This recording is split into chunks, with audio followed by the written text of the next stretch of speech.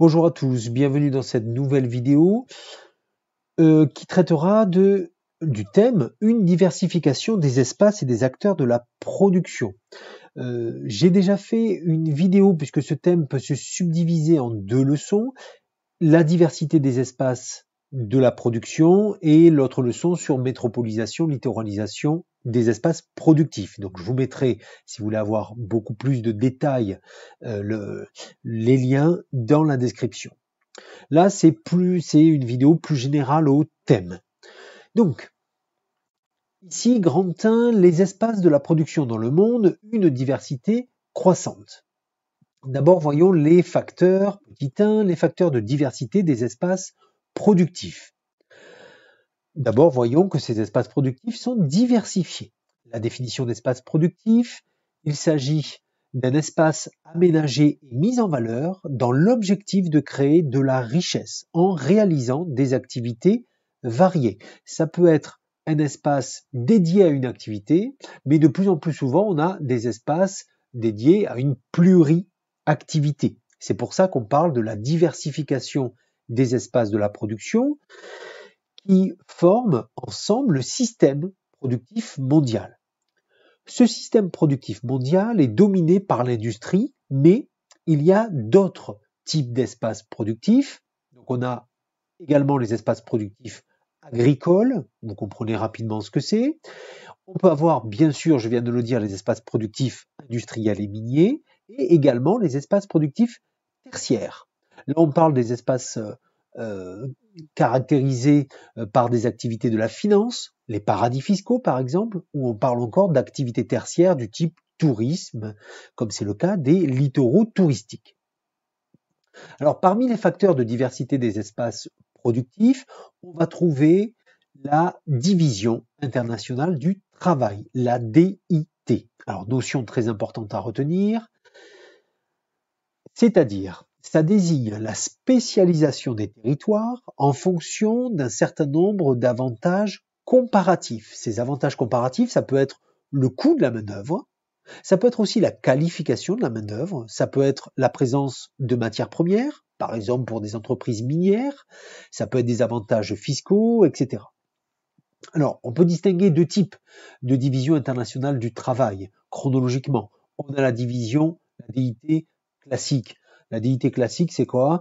C'est-à-dire, dans les années 50, 60, on avait les pays du Sud spécialisés dans les produits de base, par exemple les matières premières, qu'elles soient agricoles ou minières, et puis la transformation des produits et la vente des produits se faisait dans les pays du nord économique.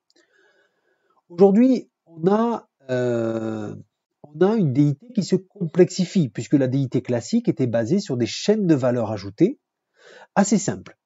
Alors, les chaînes de valeur ajoutée, c'est une notion de ce programme, cela désigne les différentes étapes de la production d'un bien et d'un service.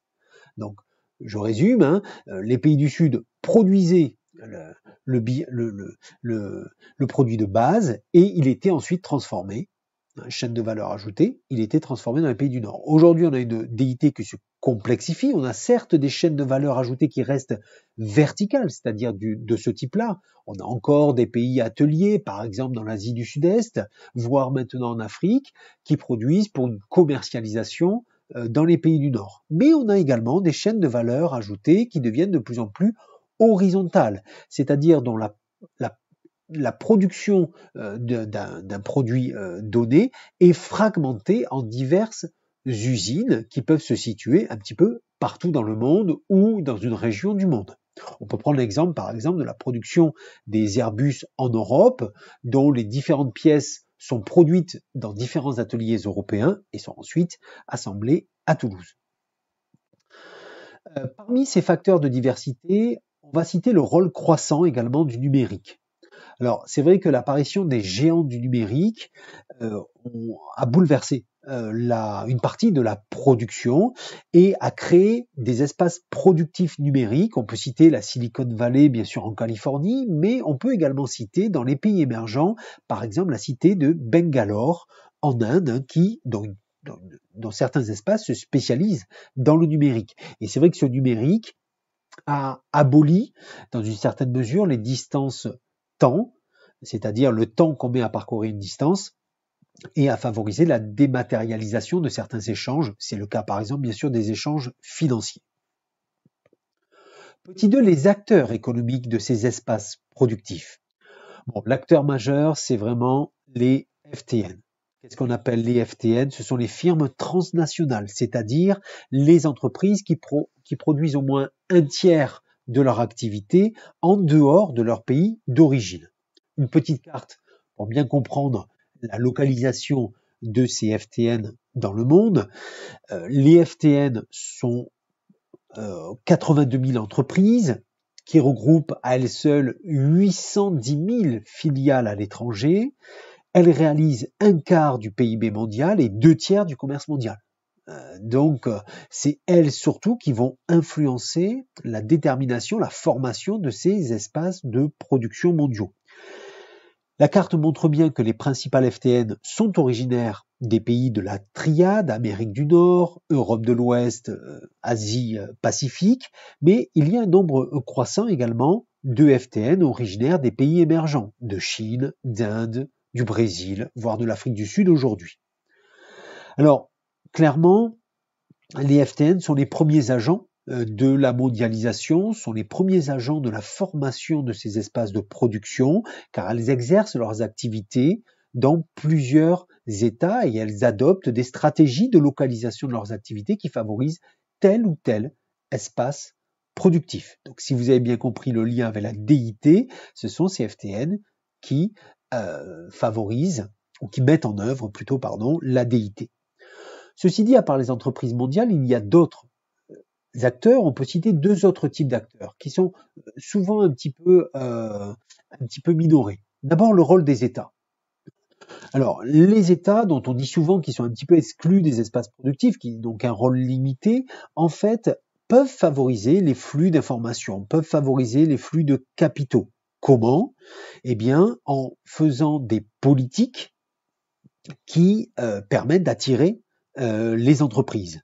C'est le cas par exemple de la création de zones franches. Les zones franches, ce sont des zones dans lesquelles les entreprises ont des faveurs fiscales, hein, soit qui ne paient pas d'impôts, soit très très peu d'impôts, ce qui permet aux entreprises de venir s'installer dans un pays. Et puis les pays peuvent agir aussi ensemble. C'est le cas par exemple dans les grandes conférences internationales telles que le G7, par exemple, qui regroupe les 7 pays les plus industrialisés de la planète et qui prennent parfois des décisions économiques.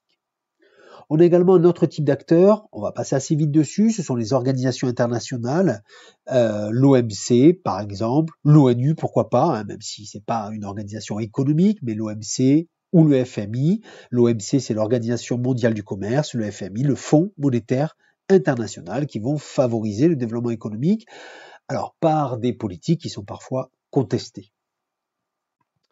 Grand 2, la littoralisation des espaces productifs et accroissement des flux. Je répète que si vous avez besoin de plus d'informations sur ce grand 2, j'ai fait une vidéo, une leçon entière sur ce grand 2, qui est aussi présente dans le programme de géographie. Petit 1, un monde traversé par des flux et des réseaux nombreux. On peut voir que les flux ici sont en augmentation. En effet, aujourd'hui, 3/4 des échanges sont constitués d'échanges de marchandises, de produits manufacturés. Ces échanges représentent 1/4 du PIB mondial. On trouve également d'autres flux, on trouve des flux invisibles par exemple. C'est le cas des flux de services, c'est-à-dire des capitaux, de l'argent, les flux financiers. Ça peut être des flux d'informations, des flux de données aussi, par le numérique. Je parlais du rôle du numérique tout à l'heure. Alors, ces flux aboutissent à la multiplication des réseaux, c'est-à-dire des axes sur lesquels circulent des flux. Ça peut être des axes matériels, concrétisés, comme les routes maritimes, aériennes, terrestres, par exemple, mais ça peut être également des liaisons câblées, des liaisons satellitaires par lesquelles circulent les informations. Alors, on a aujourd'hui un certain nombre de facteurs qui favorisent l'accroissement des flux. Parmi ces facteurs, on peut en citer 3. D'abord, la généralisation du libre-échange, c'est-à-dire la baisse des tarifs douaniers dans une majorité de pays qui vont favoriser les échanges, notamment par le biais de la DIT, de la division internationale du travail, puisque ça va, en fait, les entreprises ont le choix de s'installer, les grandes entreprises, bien sûr, ont le choix de s'installer un peu partout dans le monde. Deuxième élément illustré par la photographie, c'est la révolution des transports. Aujourd'hui, 85% du trafic de marchandises se fait par voie maritime. Or, les transports maritimes, par exemple, sont beaucoup plus rapides, beaucoup plus sûrs, malgré bien sûr des accidents, et beaucoup moins chers. Et notamment la conteneurisation, c'est-à-dire le transport de marchandises dans des boîtes métalliques standardisées, qui sont accueillies dans absolument tous les ports de la planète. Eh bien, cette conteneurisation a été une véritable révolution dans les échanges de marchandises et a permis l'accroissement des flux. Autre révolution, la révolution des communications.